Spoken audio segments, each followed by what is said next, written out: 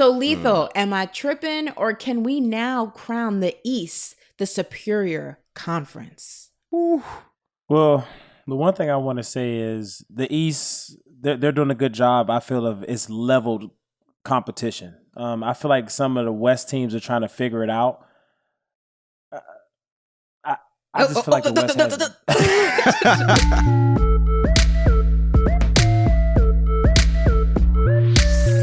I just feel like the West has better talent, and I feel like once it starts getting going, I have to stay with the West. I feel like the West is just a much harder... It's much harder on the well, I want to say this side because I'm here. It's much harder on this side, but the East is more entertaining right now. We have this conversation a lot, and I think it's fair to say that the West has the more talented players as individuals, right? If you look at the type of players that are in the West and you stack them against the East, player for player, absolutely the West is more talented. But is there a conversation to be had that while they have the most talented players, that doesn't necessarily mean they have the most talented rosters or the most talented teams or the better constructed teams to win? Yes, basketball at the end of the day is a team sport. So you having a bunch of superstars on your team, yeah, that may be crazy and may look like insane on paper, but if it doesn't result in wins, does it really matter? I mean... It's tough to talk about this so early into the season, right? Like if we're at game 41, then it's like, okay, now we really know. But hypothetically speaking. Yeah, and then, on top of that, we've got a team like the Nets who are missing Kyrie. We've got a team like the Sixers who are missing Ben Simmons, right? There are guys that are out Lethal of just rolled his eyes at you because bringing up Kyrie once again. Listen, we're talking about all-stars. Please, we got to be talking about all-stars. Bro, it's okay, bro. Like in sports, as much as I love Kyrie, I know you guys are having a hard time because he's not there, but one player shouldn't affect it this bad. Like you said before, the team should have been put together a little bit more better. Sure, but I mean, I'm saying that there's financial all right, the 76ers, look how they're doing without Ben, though. Yeah, that's different, right? That's because they drafted Embiid, they drafted Ben, right? And you're afforded different luxuries when you build teams with players that you draft. But here's just one more thing, right? Like the Bucks are 6-8. The Hawks are 6-9, right? Yeah. These are teams that I expect to climb up the standings. The Celtics are 7-7 if they figure it out. The Raptors, I think, are better than 7-8.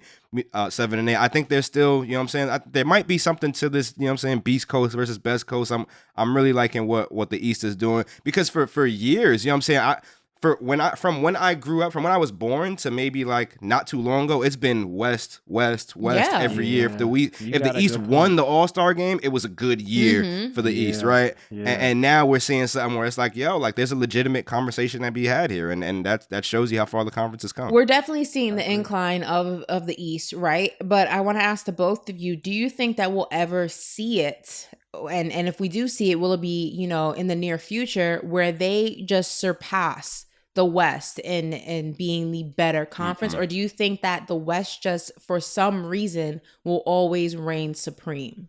No, it's not for some reason. It's for one reason. Los Angeles. Players will always want to live in Los Angeles, no matter what. And they will play for the Lakers or for the Clippers to do that. And I think that's... Why don't people want to live in Miami? The weather is gorgeous. Y'all got hurricane season. But there's no tax.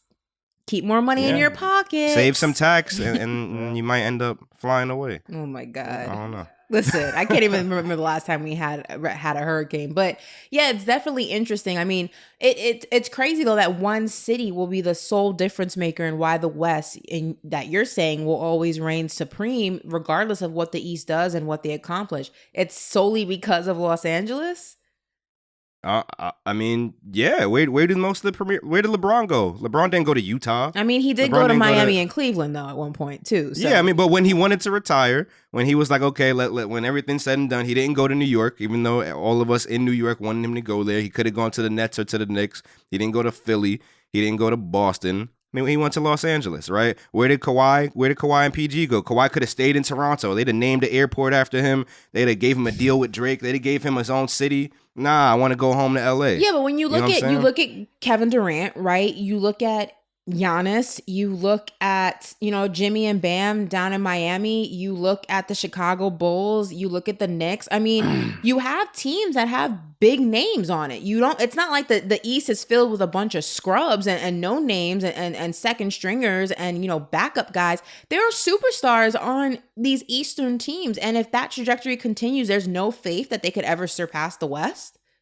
I'm starting to think, and you guys can check me if I'm wrong. I don't think people care about that type of stuff anymore. I think guys just want to be on a team with good chemistry and play around guys that they want to that they want to win with.